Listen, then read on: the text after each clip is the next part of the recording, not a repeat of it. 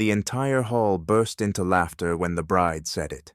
Not the kind of laughter that comes from surprise, but the kind that feels pre-approved, as if everyone instinctively knew they were supposed to laugh. The sound rolled through the room in a rehearsed wave, people glancing at one another before joining in, not because the line was brilliant, but because silence would have felt out of place. On stage, Sabrina Vale leaned toward the microphone, her smile glowing under the warm lights, and repeated it more slowly, more clearly enough that no one could pretend they had misunderstood. He is just a freeloading stepfather. The laughter exploded. Chairs vibrated. Someone clapped. Someone repeated the phrase with amusement, as if they had just heard a perfect punchline. And in the middle of all that noise, Graham Holt did not move. He did not lower his head. He did not step back. He did not leave. He stood at the edge of the hall where he had always stood at family gatherings, close enough to step in if something went wrong, far enough not to be noticed when everything went right. A familiar position, a safe one, until this moment. Graham looked back at the stage, then toward the center table where Elena, his wife, was sitting. She laughed too. Not loudly, not with pride, just a light laugh, paired with a quiet exhale, the kind of laugh people use to keep the atmosphere pleasant, the kind used by someone who does not want to be the one who ruins the mood. For Graham, that was enough. Enough to know she would not stop it. Enough to know she had chosen the room over him. In that instant, a truth settled coldly in his chest. He had never been invisible in this family. He had only been convenient. The venue looked exactly like the brochure promised. Soft golden lighting, white tablecloths pressed so flat they reflected the chandeliers above. Centerpieces arranged with perfect symmetry, beautiful in a way that no longer smelled like real flowers. The band had just finished their sound check, every beat precise and confident, as if nothing was allowed to fail tonight. Everything about the evening whispered the same message. This was an event where nothing was supposed to go wrong. The speech continued. Sabrina spoke about family, about love, about unconditional support. Phones rose quietly across the room. Polite smiles appeared on cue heads nodded in rhythm. Graham watched it all with the calm focus of someone who had spent his life in operations. When systems run smoothly, no one asks why. Only when something breaks do they look for the person who keeps it together. Sabrina paused perfectly, leaving space for applause. She mentioned her father. She mentioned her grandmother. She thanked those who had always been there. Then she tilted her head slightly toward Graham, as if remembering a minor detail at the last second. "And my stepfather," she said sweetly. He helped too in his own way. Laughter rose again, louder this time, more confident. Graham felt his shoulders tighten, not because of the words themselves, but because of the tone. That familiar sweetness wrapped around dismissal. The kind of tone that turns any objection into oversensitivity. The kind that makes silence seem like the better choice. He did not respond. Not because it did not hurt, but because he understood the stage was not built for his truth. Graham turned away and walked through the heavy curtain into the service corridor behind the main hall. The air changed instantly.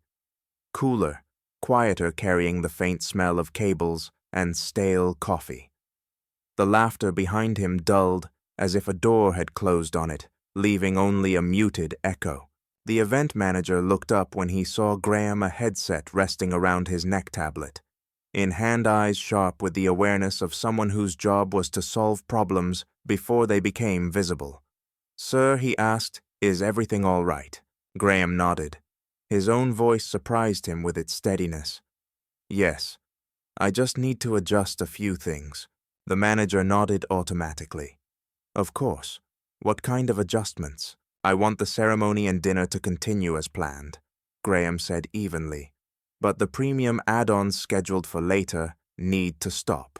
The manager frowned slightly. "You mean the extended open bar, the late-night food, the upgraded lighting sequence?" "Yes." The manager glanced down at the tablet, his eyes scanning line after line until they stopped. Graham Holt.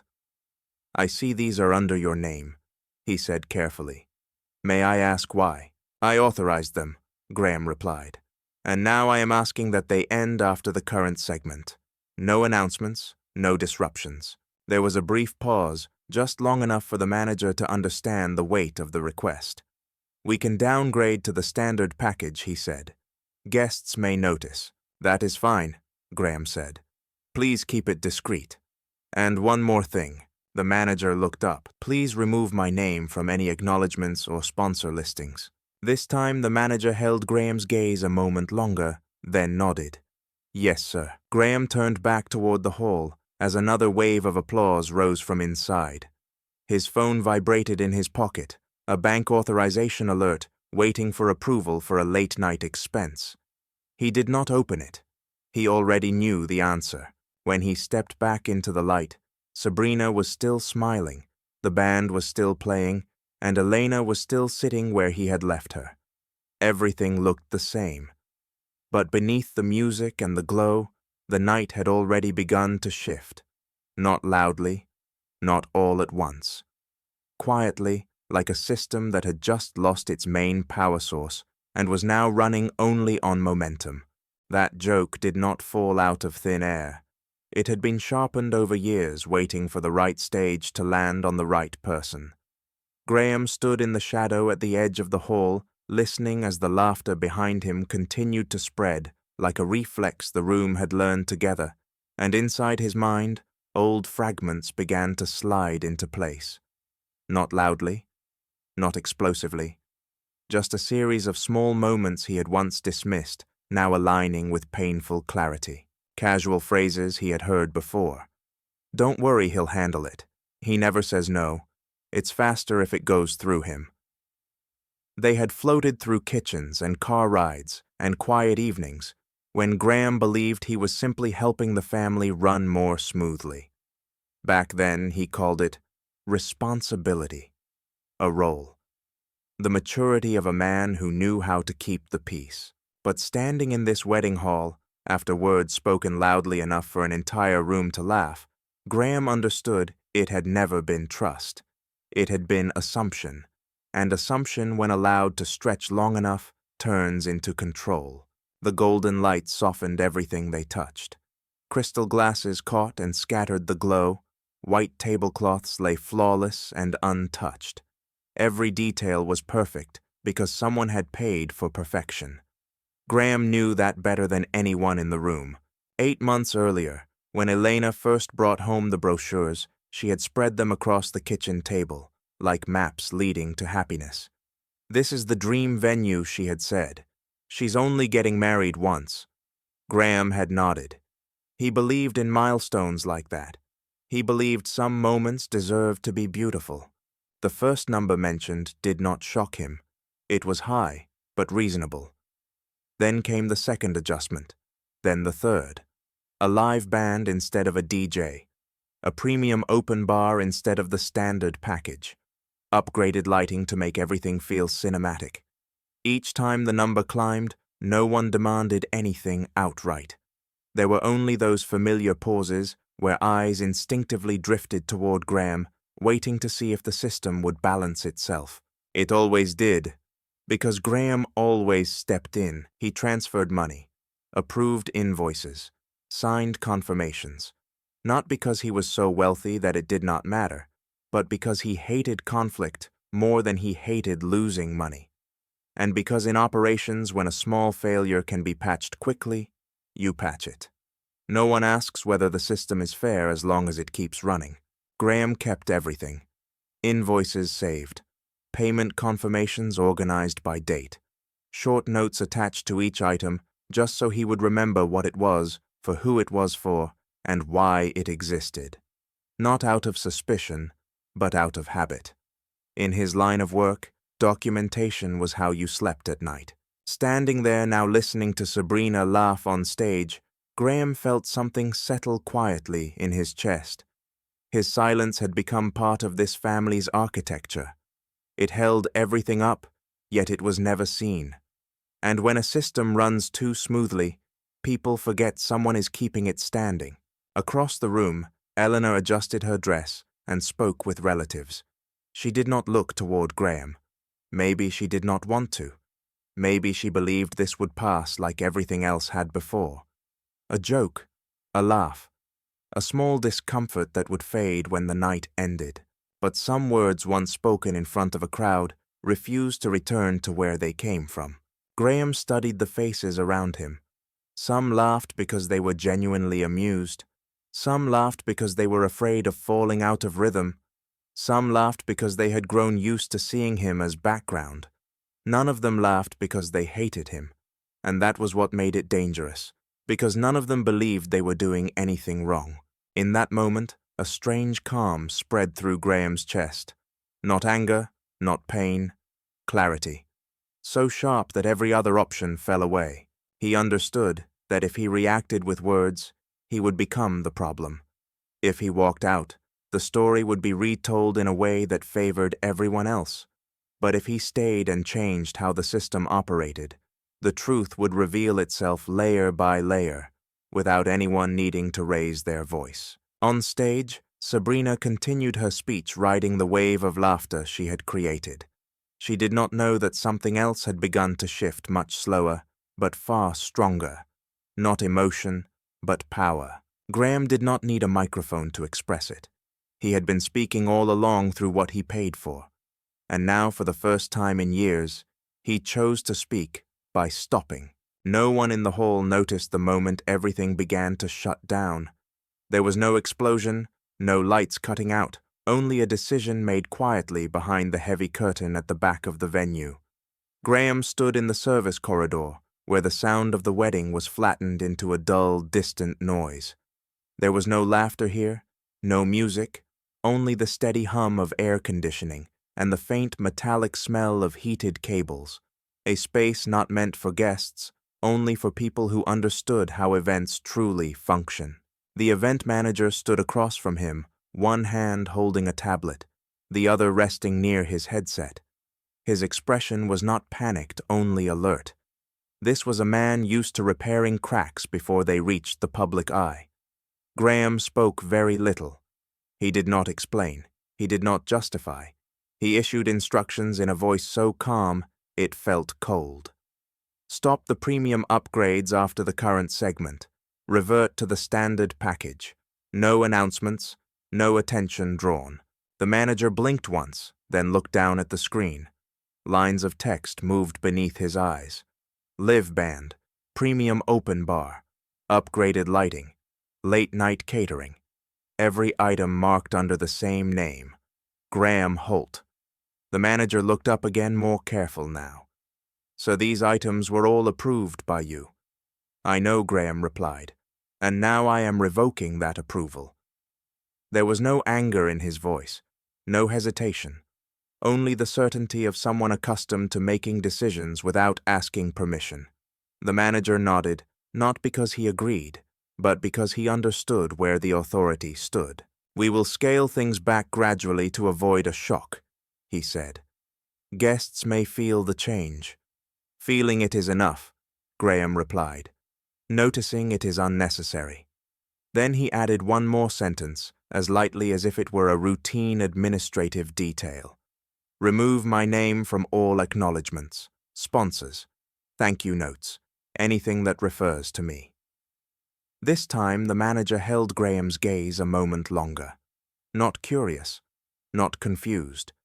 Just the look of someone who understood that some evenings did not end with fireworks, but with precise, deliberate cuts. Yes, sir. Graham turned back toward the main hall.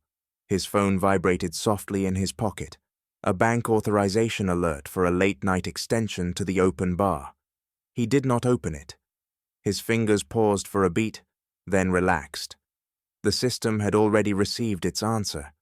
Inside the hall, everything still moved according to its surface rhythm. The band played the next song. Guests talked. Glasses clinked. Sabrina continued smiling on stage, unaware of anything changing. Eleanor remained seated at the central table posture, straight the composed confidence of someone who believed everything was still under control. But at the edges of the system, the first gears began to slip. At the bar, a guest asked for a bottle listed on the printed menu. The bartender glanced toward the shift supervisor, then shook his head with a quiet apology. He offered a different label, less familiar. The guest frowned, then nodded. A small disappointment barely worth mentioning. No one complained. The LED dance floor shifted from dynamic patterns to a static glow. Still elegant, just less overwhelming. The band finished a song and paused longer than usual before starting the next. Applause came later, thinner. These changes were too subtle to name, but strong enough to register. Someone whispered, "Did they change something?" Another guest scanned the room as if looking for confirmation of a feeling they could not explain. No one knew who to ask, and that uncertainty softened the energy in the space. Graham stood close to the wall, where he could see everything without being pulled into it. Years in operations had trained him to read signals others ignored. A system does not collapse the moment its main power is cut.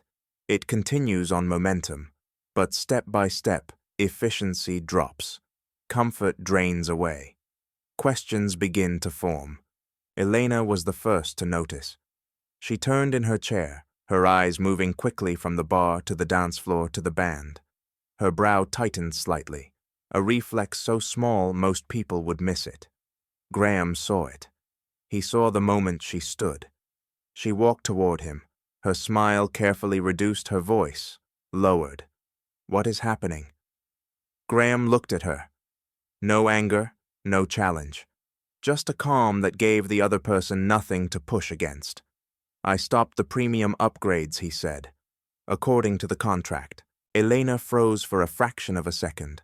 Not because she did not understand, but because for the first time, an old assumption no longer held. "You cannot just do that," she said, tension tightening her voice. "I can," Graham replied. "They are under my name." A silence opened between them. In that silence, Graham saw what he had refused to see before. Not anger, not contempt. Fear. Fear that the system built on his silence was beginning to stall. Fear that the man treated as background had stepped out of that role. Inside the hall, the music continued. But it sounded thinner now. Lighter. As if the entire room were holding its breath, waiting to see what would happen next. The microphone changed hands without permission. And in a single breath, the entire room understood that this celebration was no longer the bride's to command. Graham heard the soft scrape of a chair against the floor before he saw who stood. The sound cut through the thinning music like a blade against glass. The groom stepped onto the stage slowly, without hurry, without anger, carrying only a certainty that seemed to soften the lights around him. He held the microphone with both hands, not raised, not lowered. This was not the posture of someone preparing to perform. It was the posture of someone preparing to ask a question. He looked around the room in one unhurried sweep, long enough for every gaze to drift toward him. Then he spoke, his voice, even and steady. "I have heard a lot tonight about family, about contribution, about who is always there." He paused, not to build drama, but to listen to the room. There was no laughter, only the faint clink of a glass touching a table, someone drawing a deeper breath than usual. Then his eyes settled on the bride. "If he is just a freeloader," he continued, "I am confused." A ripple of whispers spread, not loud, not angry, just the collective shift of awareness. Confused about what the bride laughed, but the sound no longer held the air. "What are you doing?" The groom did not answer immediately. He tilted his head slightly, like someone reviewing facts in his mind. "Who paid for the live band?" he asked. "For the LED dance floor. For the premium open bar we have been using all evening." The question landed. It did not strike hard, but it did not bounce away. It stayed. No one answered. The bride's mother straightened slightly. Graham's wife held her breath. A few guests stared down at their tables, as if something there suddenly required urgent reading. The groom turned his head, his gaze resting on Graham. "Sir," he said, his voice unchanged, "did you pay for these items?" Graham did not step forward. He did not need the stage. He remained where he was, near the wall, where every eye could reach him without pressure. "Yes," he said. One word.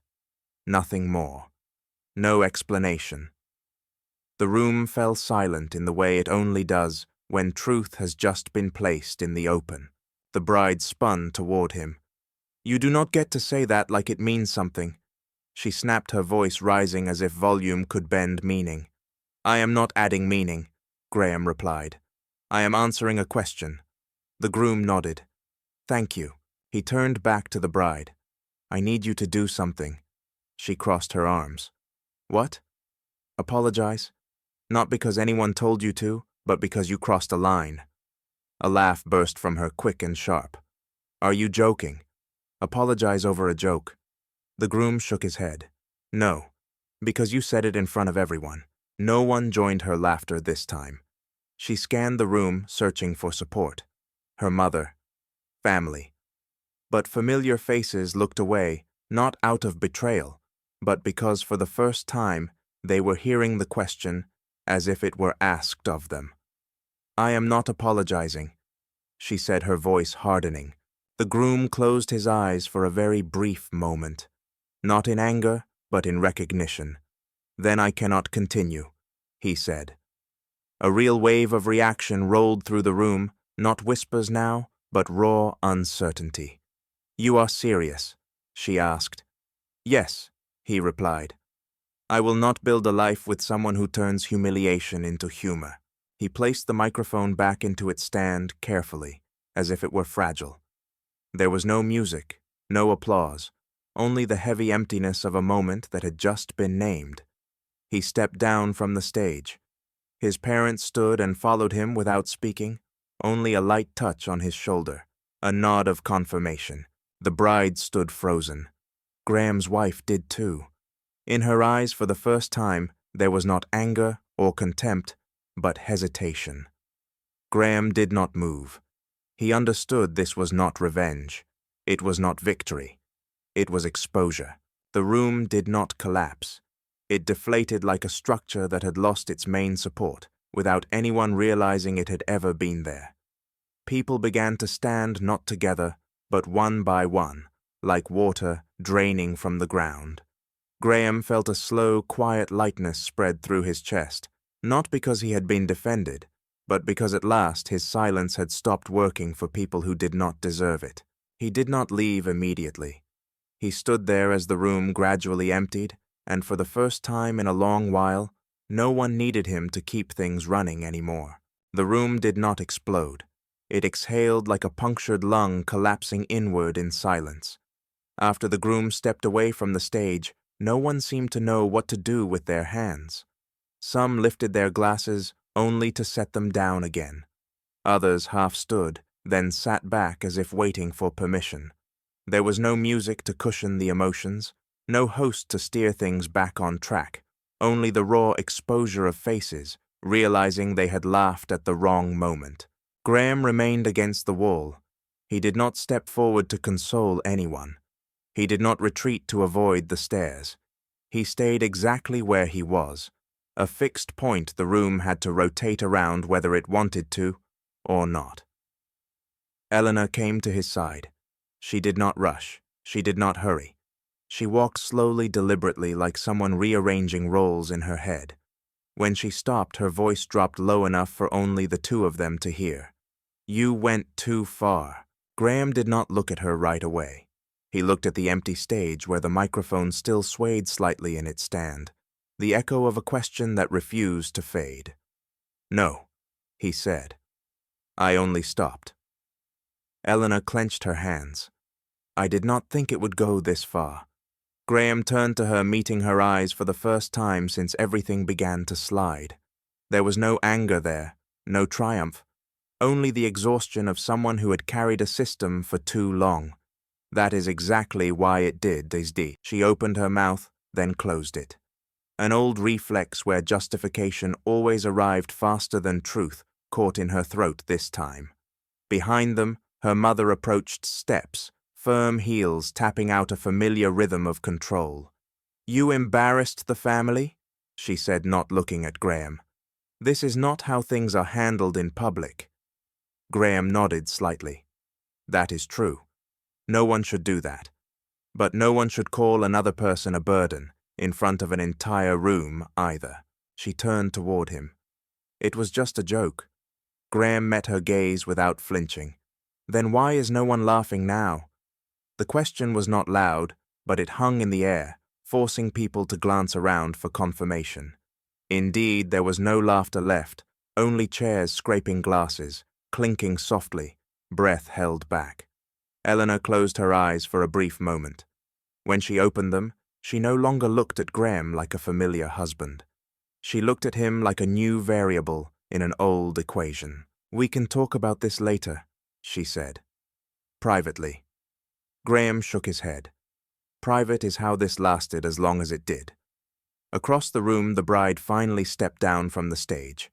The performance smile was gone, replaced by irritation, searching for an outlet. She walked straight toward them, ignoring everyone else. "You think you won?" she said to Graham. "You think you are some kind of hero?" Graham did not answer immediately. He studied her face and felt a chill settle in his chest. Not regret, not shame. Rage because control had just been pulled from her hands. "You have no right," she continued. "This is my wedding." Graham nodded. "Yes, but the money is not." Silence cut sharp. Eleanor spun toward him. "You didn't have to say that." "I did," Graham replied, because for the first time people are listening. The bride scoffed. "You think those invoices give you a voice?" "No," Graham said calmly. "They give me a choice, and I just used it." She turned away as if another second there would break her. Her mother followed, already whispering calculations she had practiced for years. Eleanor remained caught between two directions, unsure for the first time whom to follow. The only sounds left were staff beginning to clean up. No rush, no drama, just work continuing after the performance had ended.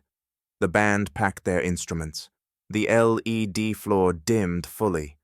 Part of the bar closed. Graham realized something that slowed his breathing. When he stopped paying, the world did not collapse. It simply returned to its proper size. Less flashy, less performative, but real. Eleanor turned back to him, her voice quieter than before. "What are you going to do now?" Graham considered for a moment, not because he did not know the answer, but because he wanted to say it without causing more damage. "I am not going to do anything," he said. "I am going to let things stay where they truly belong." She looked at him for a long time. In her eyes, something was dissolving, a habit, an old belief, perhaps even a marriage built on silence. Graham turned away, not to run, but because he understood that some changes do not need to be witnessed to happen. He stepped out of the hall into the cool night air, carrying a lightness he had not felt in years. For the first time in a long while, he was no longer keeping a broken system running. And in that quiet, Graham knew he had taken back something that had been spent for far too long, without permission, the right to stop.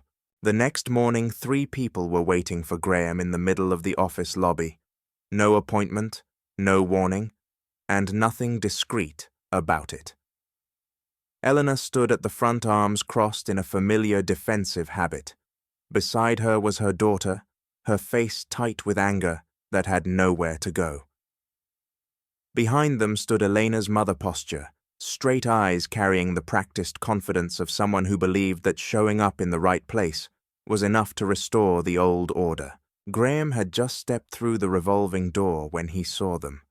He paused for a moment, not out of surprise, but to make sure he was standing exactly where he needed to be. The lobby was bright glass walls, open to view the reception desk directly behind him, a space with no corners to hide in. "Not here," Graham said calmly. Eleanor stepped forward half a pace. "You stopped answering your phone. I did not have another option." Graham glanced around as a few co-workers slowed their steps, curiosity tugging their attention toward the scene. He did not raise his voice. "Then we will do this the right way," he replied. "With witnesses." Elena's mother frowned. "Are you trying to make a scene?" Graham turned to the receptionist. "Could you ask Human Resources and Security to join us?" Elena froze. "Security. For witnesses," Graham added, not to make things difficult for anyone. Minutes later, the glass conference room near the entrance was opened. Human Resources arrived first, professional and neutral. Security stood near the door, not threatening, simply present. Graham chose a seat where everyone could see each other clearly. No one could claim this was a private confrontation. Elena began the moment the door closed. "You need to fix what you broke." Graham did not interrupt. He let her speak. He let her daughter speak. He let her mother speak. The familiar phrases surfaced again. "You overreacted. It was just a joke. Every family is like this." She was hurt. What about the family's reputation? When they finally paused, Graham placed his phone on the table. He did not start recording. He simply set it there like a marker. "I did not break anything," he said. "I stopped covering for it." Her daughter slammed her hand on the table. "You ruined my wedding." Human Resources lifted a hand slightly. "Please lower your voice."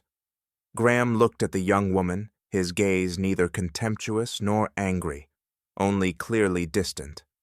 "I did not ruin it," he said. "I stopped paying. The rest collapsed on its own." Elena breathed fast. "You could have waited. You could have talked to us privately." "I did," Graham replied. "For years." "And nothing changed." Her mother leaned forward.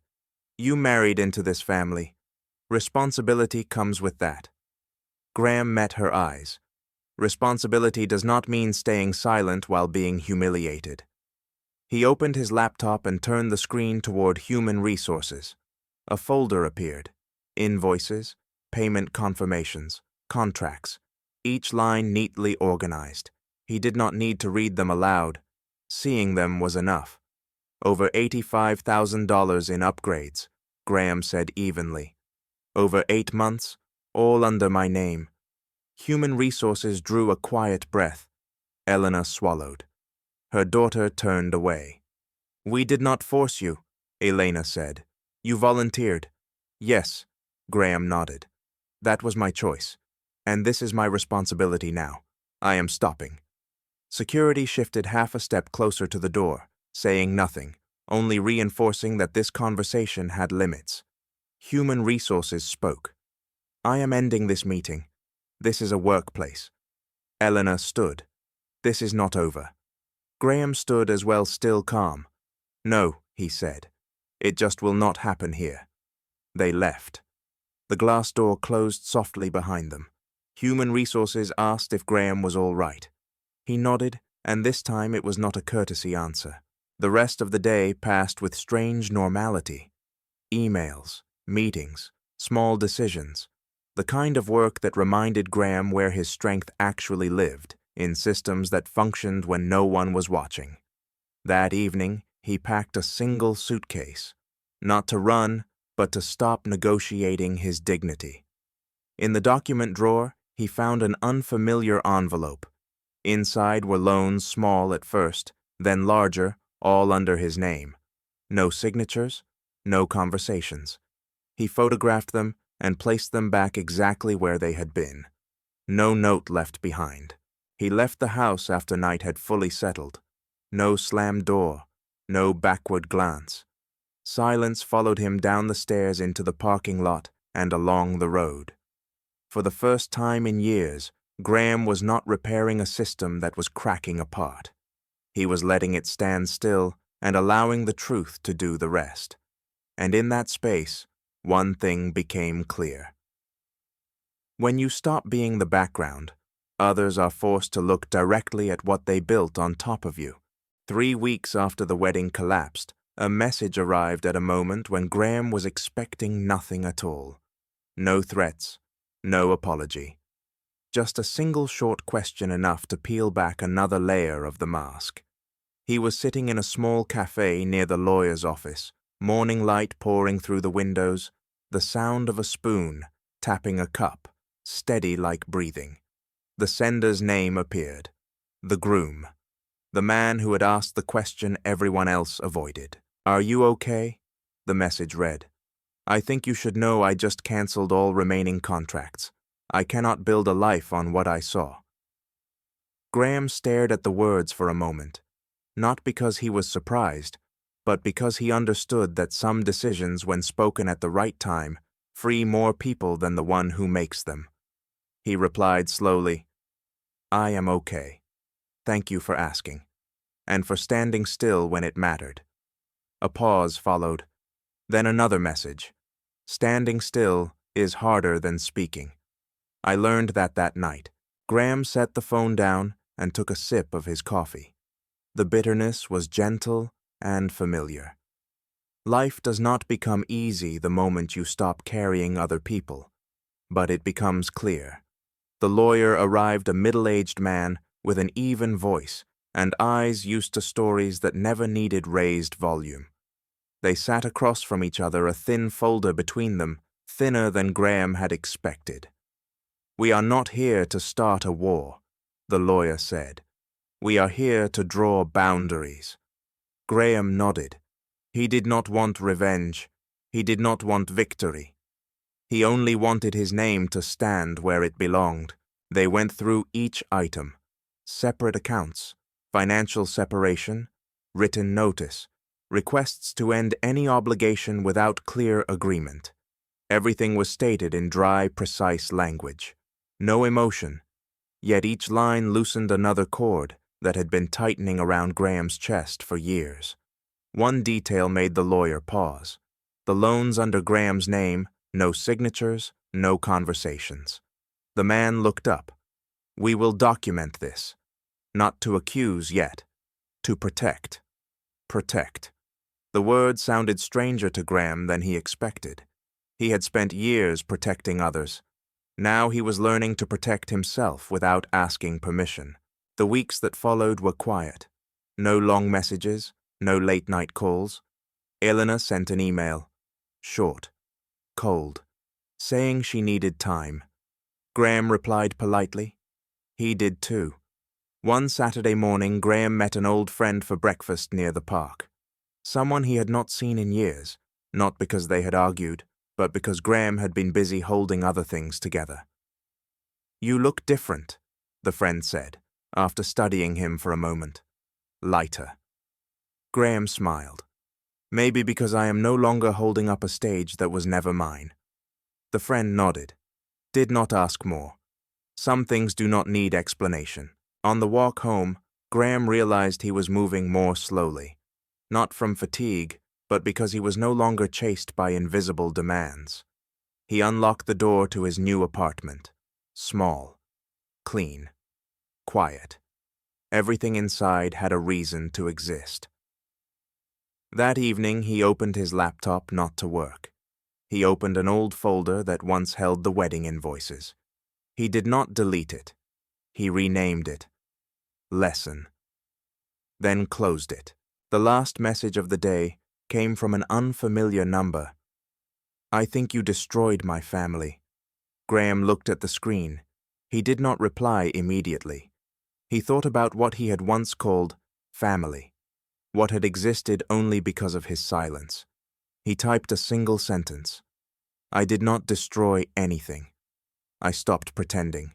There was no response. Graham set the phone down. Outside the window, the city lights came on. People passed through each other's lives without knowing who had just learned how to stand upright. He understood this clearly now.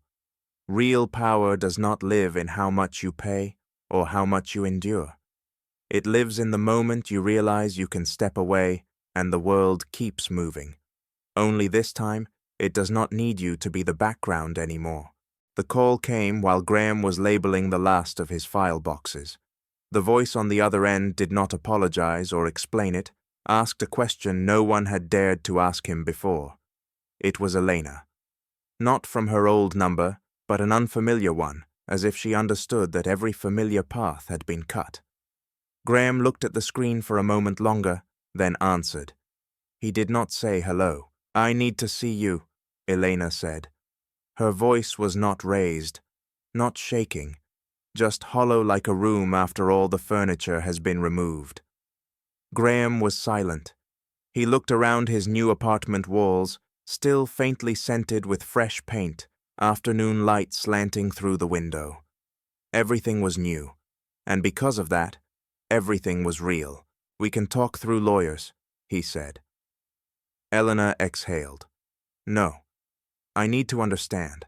Not about the money, about you. A late sentence, but not a meaningless one."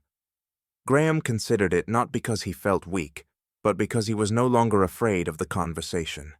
When you are standing upright, you do not need to avoid your own shadow. They met at a quiet cafe, a place where no one knew who they were, and did not need to. Elena arrived early. She sat straight, hands resting on the table, like someone waiting for an exam. When Graham sat down, she studied him for a long moment, not searching for fault, but comparing two versions of the same man. "You are different now," she said. Graham nodded slightly. "No, I am just not covering anymore." Elena frowned. "I did not think it would turn out like this." "I did," Graham said. "I just convinced myself that thinking that way was selfish." She lowered her gaze. After a moment, she asked the question that told Graham why she had called. "What did I do wrong?" The question came slowly, heavily. It was not looking for forgiveness. It was looking for structure, like someone finally studying the blueprint after the building has collapsed. Graham did not answer right away.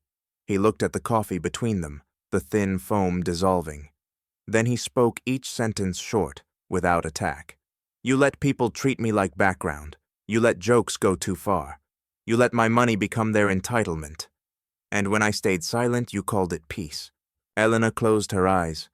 When she opened them, they were red, but dry.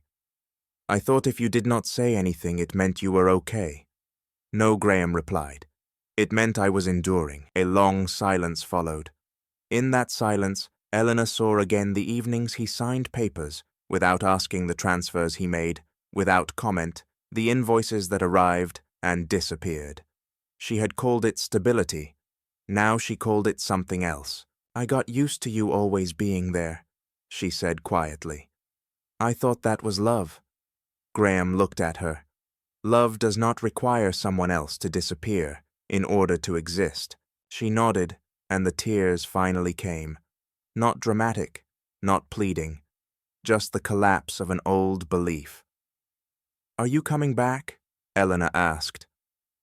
Graham shook his head, not out of anger, but because he understood the question came from fear of losing convenience, not losing a person. "I am not coming back to be background," he said. "Anywhere." Elena drew a deep breath. "Then what are we now?" Graham thought for a moment. The words he chose would shape the future. "We are two people learning to take responsibility for our own parts," he said. Separately. She nodded. No argument, no reaching, just acceptance, something she had rarely practiced before. As they stood to leave, Elena said one last thing. "I am sorry. Not for the wedding. For not protecting you." Graham stopped. He looked at her, and this time there was no distance. "Thank you," he said. "But I have learned how to do that myself." He left the cafe. Outside, the wind moved gently through the street. The city was still loud, but it no longer pressed down on his shoulders. Somewhere else in town, old stories were being retold in new ways without him at the center holding them up. Graham walked home, his steps steadier. He knew some people would call him selfish. Others would say he had changed. But he also knew this change was not a betrayal. It was a shift of light. And in that light, for the first time, Graham did not need to prove his power. He only needed to keep his boundaries. And that was enough. The news did not spread loudly, but it moved fast enough to reach those who had always believed Graham was only the shadow behind everything. Not through gossip, but through small, precise changes, the way a system falters when its power source is cut. One early weekday morning at Elena's former workplace, the accounting department received a notice from the bank. A series of familiar payments were no longer active, not declined, not delayed, simply no longer there. The cash flow that had quietly patched every gap disappeared, exposing the real structure underneath. Elena sat in front of her screen, a cold sensation traveling from her wrist up her arm. She had known this moment would come. Knowing and feeling, however, were not the same. Numbers that once balanced themselves no longer did. Decisions that had once been effortless now required signatures, explanations, and accountability. Somewhere else, her mother realized it in her own way. A call from an acquaintance came, the voice on the line, less confident than before. Promises that had once rested on Graham's silent presence now sounded thinner. Too late, she began to understand that some people do not need to speak often to hold control. They only need to stop. Graham did not immediately see those ripple effects. He was standing in a warehouse on the outskirts of the city, one hand resting on a new layout plan. Fluorescent lights hummed above him, the familiar scent of metal and cardboard in the air. A major project had just been assigned, not for reputation, for reliability. A younger manager stood beside him, respect clear in his voice. "We need you to lead this part. It is complicated." Graham nodded. Complicated was where he worked best. He did not need a stage. He needed a system. In the meeting, as departments argued, Graham spoke little. He waited. When the silence grew heavy, he spoke. One sentence, then another. Knots loosened. Eyes shifted. No one applauded. But people started taking notes. That was real power. Not loud, not demanding. Present only when needed. That afternoon, an email arrived from a familiar address. Elena's daughter. This time there was no anger, no accusation. Just a short, awkward message. "I do not understand everything, but I think I was wrong. I got used to everything always being handled. I never asked how." Graham read it slowly. He did not reply right away. Not because he did not care, but because he understood this was a moment that needed space. When he finally responded, he wrote, "You do not owe me an apology. But if you learn to ask questions, you will not need anyone to carry things for you again." There was no immediate reply. Still, Graham knew that some seeds only need to be placed. That evening, he sat alone in his apartment under warm yellow light. He thought about the years behind him, not with bitterness, but with new clarity. He had believed that if he stayed steady enough, everyone around him would be fine. Now he understood that one person's steadiness cannot replace another person's responsibility. Another message arrived, this time from the former groom. "I am starting over. It is not easy, but it is real." Graham smiled. Real always begins that way. Not easy, but lighter. Out there, the people who once called Graham a freeloader began to face a reality without him. No more expenses quietly handled. No more problems solved before they could even become problems. Some called it unfair. Some called it betrayal. But underneath it was confusion at losing a pillar they had never acknowledged. Graham did not correct them. He did not need to. He had learned that truth does not need to be defended with arguments. It stands on its own when no one is covering for it. Night settled in. The city breathed more slowly. Graham stood by the window looking at distant lights. He was no longer underestimated, but he did not need to prove the opposite either. His power did not come from others fearing his absence.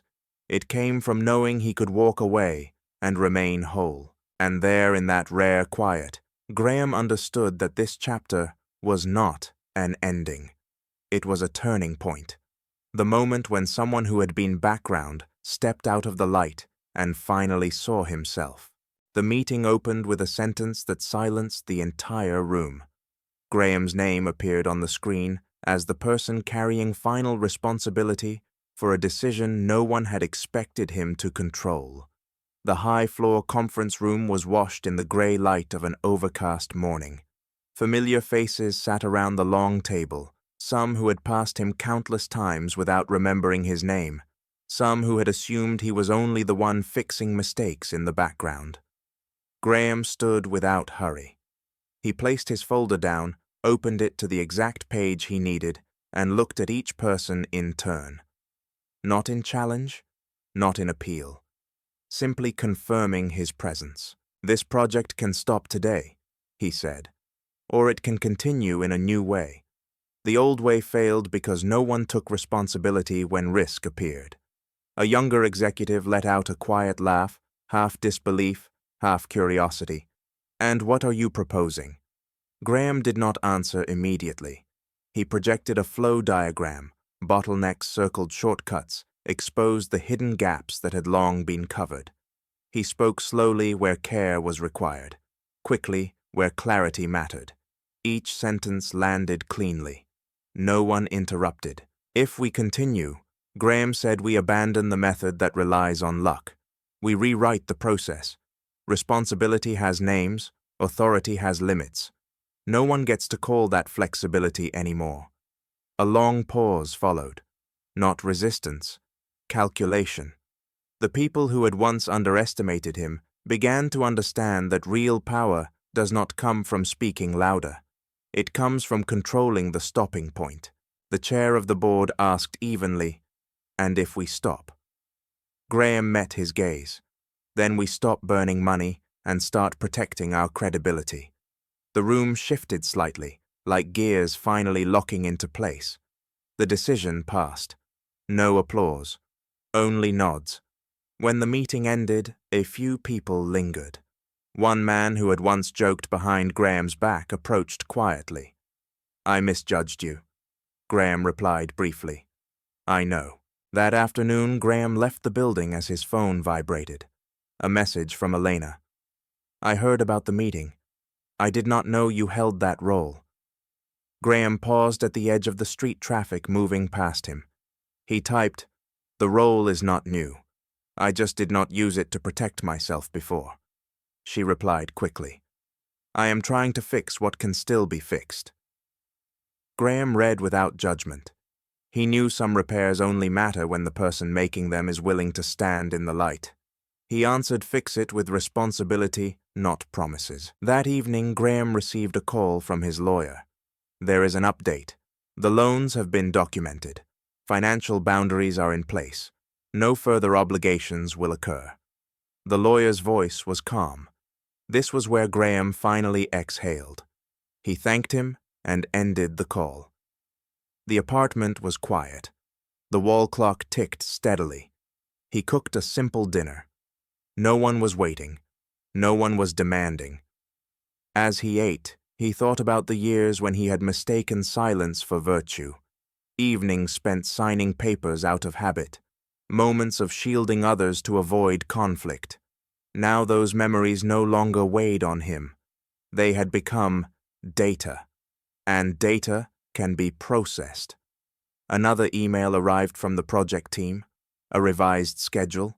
Responsibilities assigned. Graham's name listed as coordinator. He did not feel pride. He felt alignment. Late at night, he stepped onto the balcony. The air was cool. The city lights shimmered below.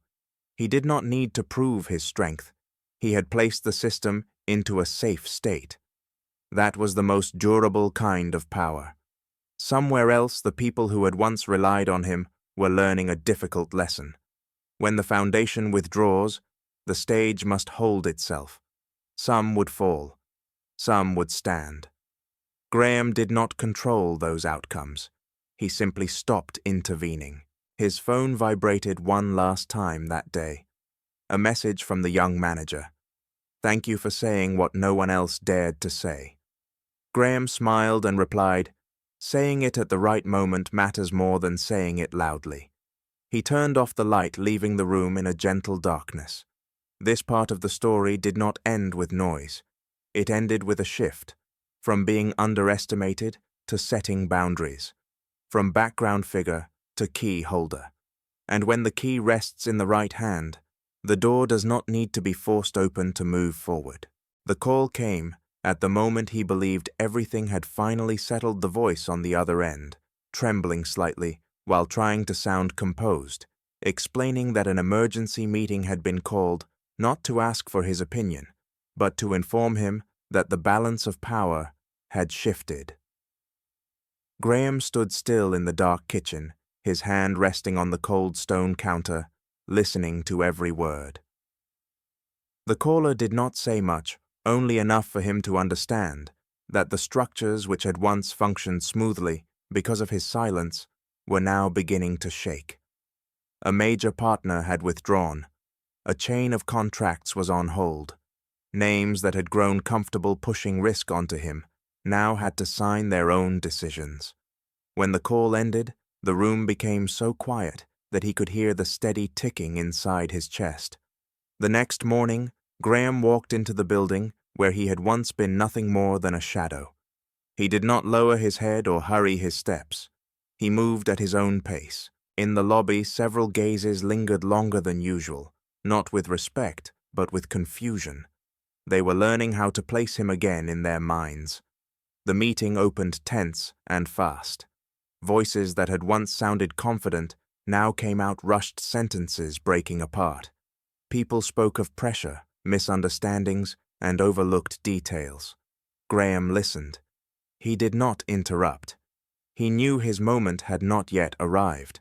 When the moderator turned to him, the room fell silent, not because they feared him raising his voice, but because they feared him telling the truth. Graham stood. He did not revisit the past or assign blame. He asked one question, slow and precise, about who was truly responsible for the chain of decisions now collapsing. No one answered right away. Some looked down at the table. Another glanced toward the door, as if considering an exit. Graham continued his voice, even but sharp, saying that responsibility does not disappear when one person stays silent, it only moves, and now it was returning to where it belonged. There was resistance, there was defensiveness, but there was also relief. One younger manager finally spoke, admitting that for months he had acted on inertia, relying on the assumption that Graham would fix everything behind the scenes. The admission did not shock Graham.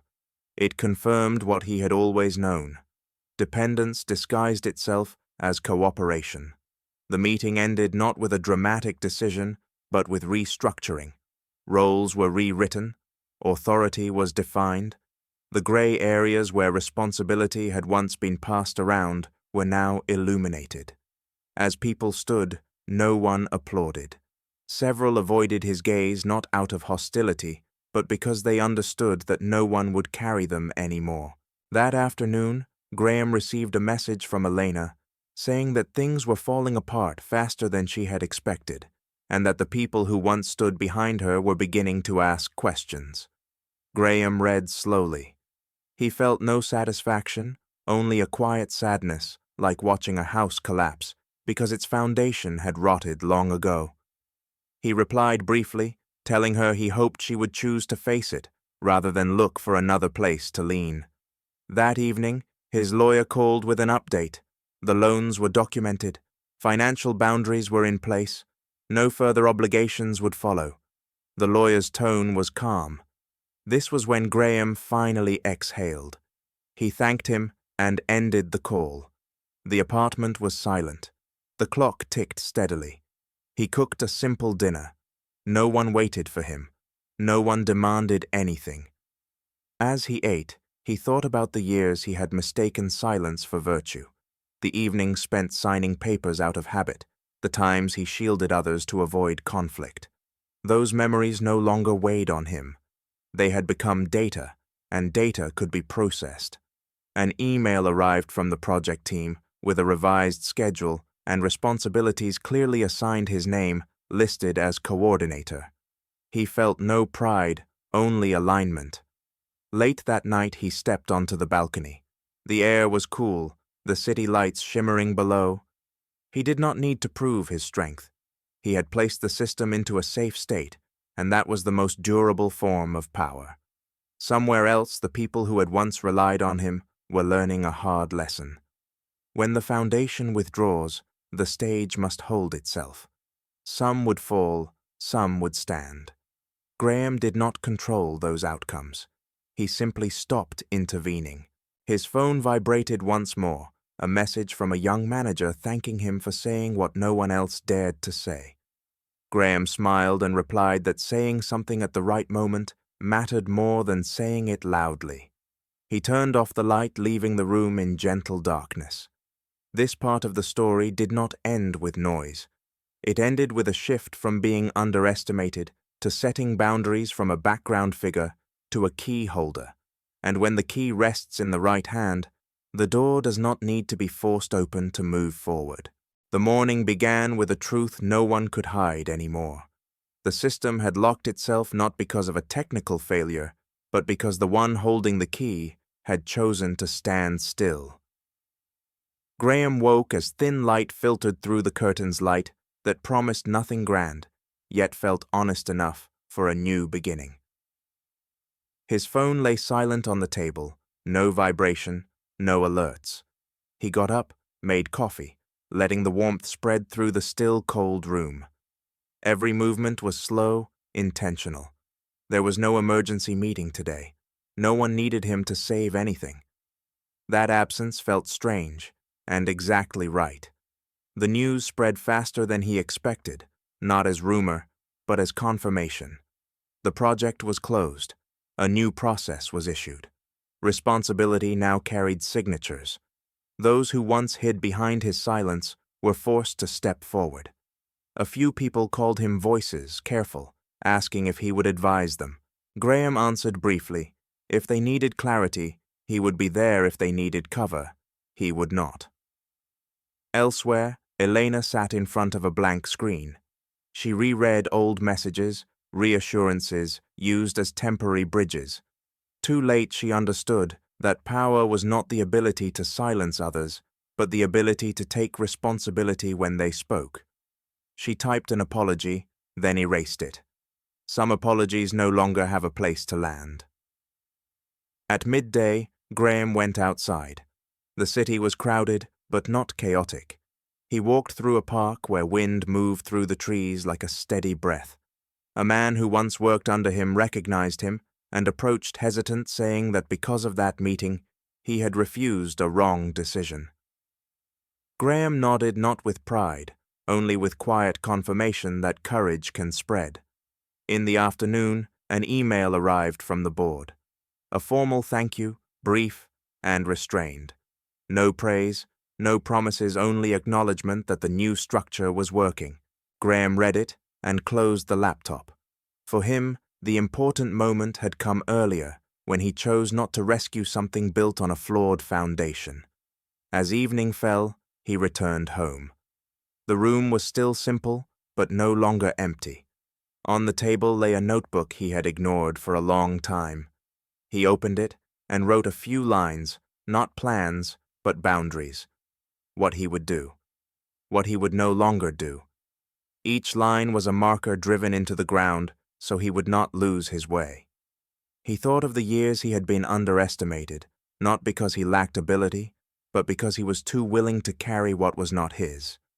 He thought of the moment everything shifted, not with force, but with well-timed silence. Real power does not need to prove itself. It waits to be used at the right moment. Night settled. His phone vibrated once. A message from the young manager saying they had signed the new process and thanking him for not saving them from the lesson. Graham smiled and set the phone down. Outside, the city kept moving, unaware that a system had just learned to stand on its own. Before turning off the light, he stood by the window. There was no feeling of being watched, no role to perform.